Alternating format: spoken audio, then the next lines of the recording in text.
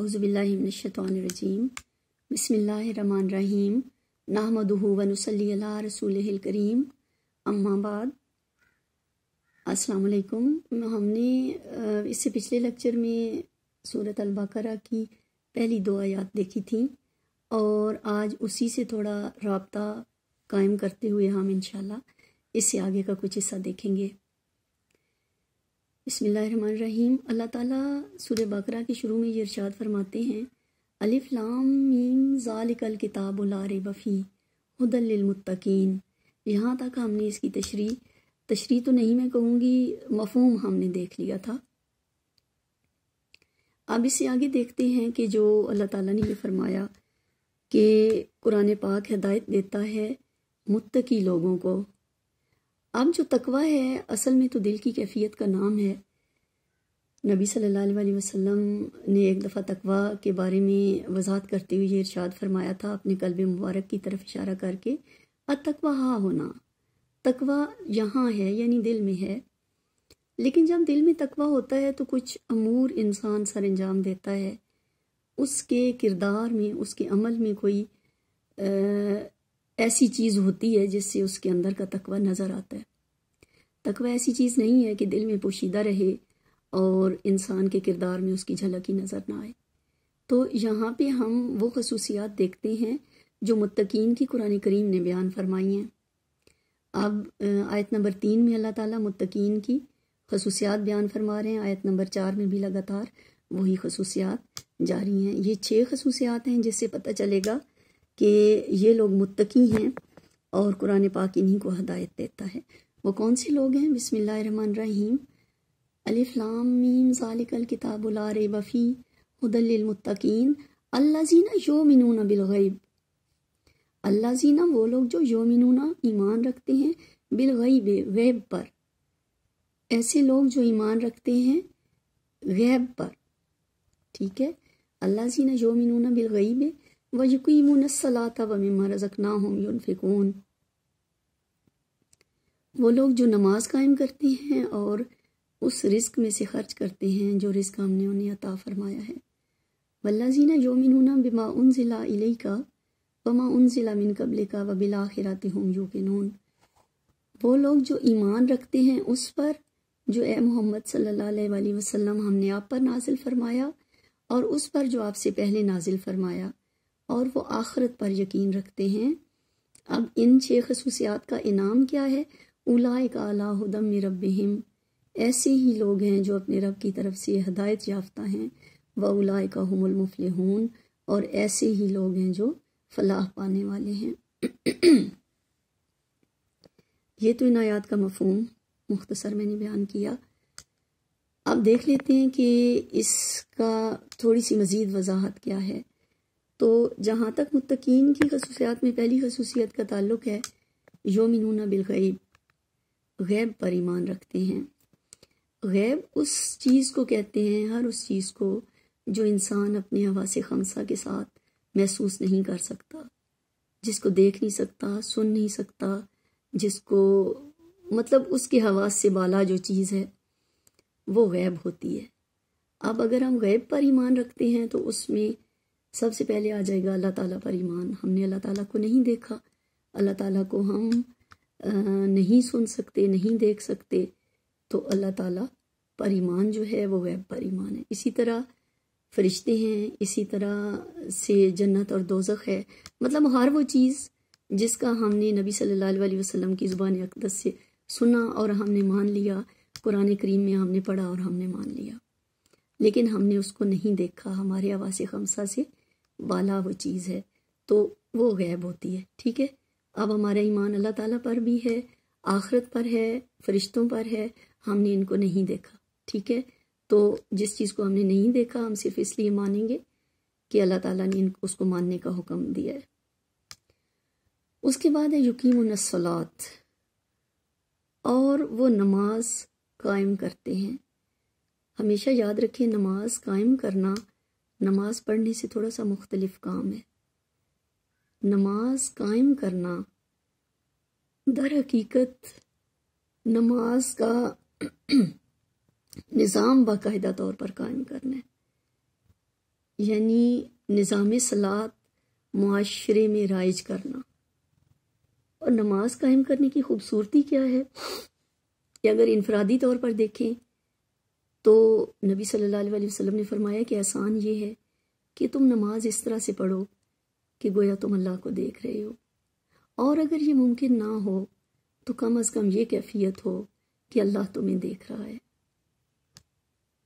اب یہ کیفیت تو شاید ہم نہ لا پائیں کہ ہم اللہ کو دیکھ رہے ہیں، لیکن یہ کیفیت ہم ایزیلی لا سکتے ہیں اپنے رویے میں کہ اللہ ہمیں دیکھ رہا ہے. یہ در حقیقت اللہ تعالیٰ کے حاضر و ناظر ہونے کا تصور ہے جو اگر ہم قائم کر لیں تو پھر یہ وہ نماز ہوگی، پھر یہ وہ نماز ہوگی جو ہمیں برائی اور بے حیائی سے بچائے گی. وہ نماز نہیں ہے جو برائی اور بے حیائی سے نہیں بچاتی. اس کی وجہ یہ ہے کہ نماز کا مقصد انسان کو اللہ تعالیٰ کے حاضر و ناظر ہونے کے تصور کو پختہ کرنا ہے. نماز کا مقصد یہ ہے. اگر یہ تصور نہیں ہم قائم کر پاتے تو پھر نماز کا کوئی فائدہ نہیں ہے. اور یہ تصور اتنا امپورٹنٹ ہے کہ یہ دن میں ایک دفعہ نہیں ہم نے قائم کرنا. ہم نے فجر کی نماز پڑھی، اس تصور کو ہم نے رینیو کیا، اس کے بعد ہم دنیا کے کاموں میں لگ گئے. ہو سکتا ہے کہ تھوڑا سا یہ تصور مدھم پڑ گیا ہو، پھر اللہ نے ہمیں ظہر کے لیے موقع دیا، ظہر کے وقت موقع دیا.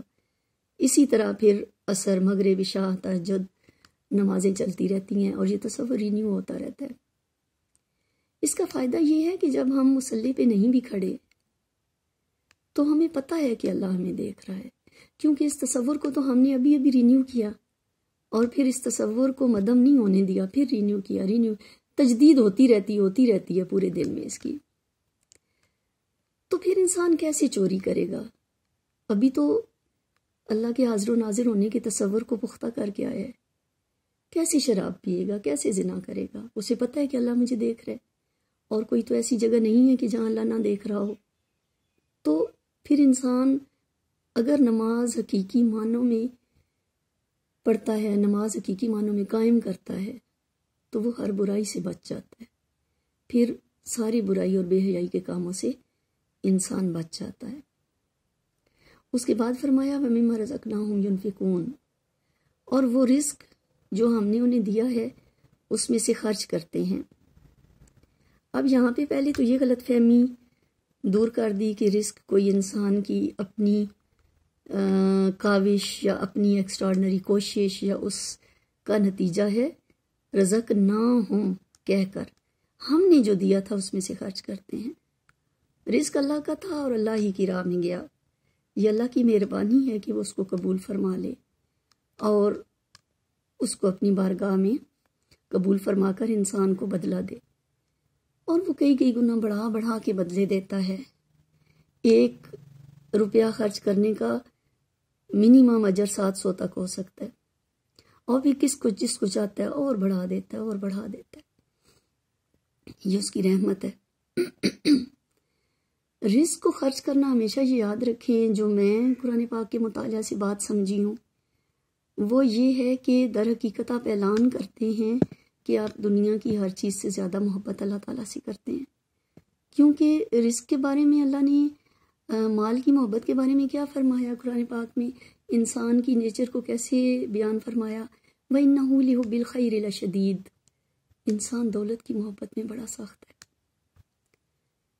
لیکن اپنی محبت کے بارے میں کیا فرمایا؟ جو مومنین ہیں وہ کیا ہیں؟ اشد حب للہ، وہ سب سے بڑھ کر اللہ سے محبت رکھتے ہیں. اب ایک طرف دولت کی محبت ہے، ایک طرف اللہ کی محبت ہے. تو اگر آپ دولت خرچ کرتے ہیں اللہ تعالیٰ کی راہ میں تو اس کا مطلب ہے کہ آپ نے اہمیت کس کو دی؟ آپ نے اہمیت دی اللہ تعالیٰ کی محبت کو. اس کے بعد فرمایا اور وہ لوگ ایمان رکھتے ہیں نبی صلی اللہ علیہ وسلم پر جو چیز نازل ہوئی وہ قرآن پاک ہے. قرآن پاک پر ایمان رکھنا. اس کے بعد جو اس سے پہلے کتابیں نازل ہوئیں، تورات، زبور، انجیل، اللہ تعالیٰ نے انبیاء کرام پر صحائف نازل فرمائے کتابیں نازل فرمائیں، اگرچہ وہ ہمارے لیے اب قابل عمل نہیں ہیں، چونکہ قرآن پاک نے ہی ہمیں بتایا کہ اس میں تحریف ہو گئی ہے، مطلب وہ تحریف شدہ ہیں اور قابل عمل نہیں ہیں۔ اب ہمیں زندگی کا لائے عمل دیکھنا ہے، زندگی کا راستہ دیکھنا ہے، تو قرآن پاک ہمارے لیے کافی ہے۔ تورات، زبور، انجیل کی ضرورت ہمیں نہیں ہے، لیکن بہرحال یہ ایمان رکھنا کہ وہ اپنے دور میں قابل عمل بھی تھیں اور سچی بھی تھیں، اللہ تعالیٰ کی نازل کردہ تھی۔ اور اس کے بعد آخرت پر ایمان۔ آخرت پر ایمان ہمارا کیا ہے؟ آخرت پر ہمارا یہ ایمان ہے کہ، اور یہ بھی ایمان بالغیب میں شامل ہے، آخرت پر ہمارا ایمان ہے کہ ہم نے ہمیشہ اس دنیا میں نہیں رہنا، ایک وقت آئے گا جب ہم اس دنیا سے چلے جائیں گے، اور پھر جو اس کے بعد ایک زندگی ہمیں دی جائے گی، اس کا دار و مدار ہمارے اعمال پر ہوگا۔ اور اگر ہم ایسے اچھے عمل کر پائے کہ اللہ تعالیٰ کی رحمت کی نظر ہم پر پڑ جائے، تو اللہ تعالیٰ کی رحمت سے انشاءاللہ ہم جنت الفردوس میں چلے جائیں گے۔ لیکن اگر ہمارے اعمال وزن میں ہلکے نکلے تو پھر ٹھکانہ جہنم ہے۔